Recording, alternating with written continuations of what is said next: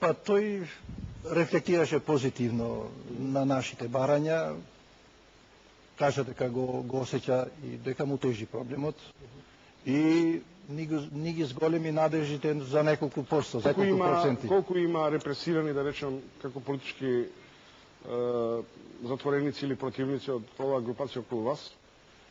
Видите, ние имаме една прелиминарна шифра од 27.000 лица, него не само затворени, него прогонети.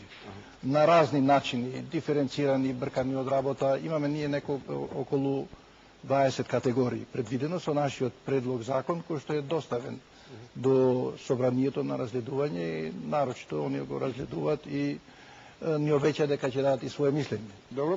Од мојата десна страна Филип Петровски, кој на една промоција, овој екс-пратеник на ВМРО ДПМН, дипломат, еден од младите бунтовници кој ја вознемируваше политичката јавност 1997 година, го соопшти својот псевдоним и начинот на кој го работеле тајните служби во прибирањето на информациите, во создавањето на една личност која би била проблематизирана или проблематична. Дали се препознавате по своите карактеристики во досието? Ни најмалку, господин Чомовски. Во досието се наведени тези кои што треба понатака да се одработат во јавноста, преку службата и соработниците на службата, за да ликот сосема се измени и да се прикаже како што службата сака да го прикаже за нивни потреби, односно да се дискредитира.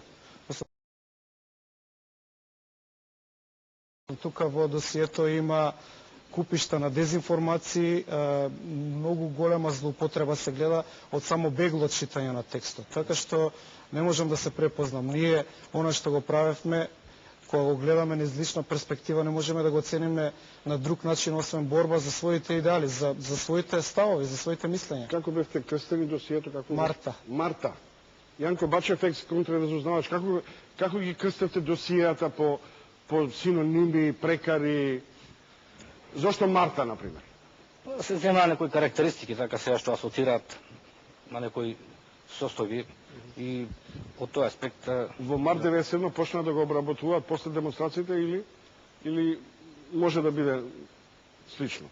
Како, например, дојде до Дувло, како ги крстете? Како се крстеа? Обично е Дувло, темел, база асоцира на седиштето тогаш, на ВМРО ДПМН. Добро. Има некоја асоциација со личноста, со настанот, така.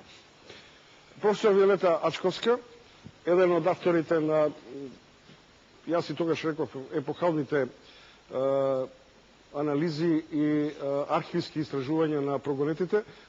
На крајот од она емисија пред година дена ми рековте, подготвувам нова, во која ќе бидат шокирани одредени личности јавни, заради тоа што сте ги пронашле по разни канали како, да речем условно, тоталитаристи, ајде да не ги крстам поинаку. Накрај некако доаѓа дека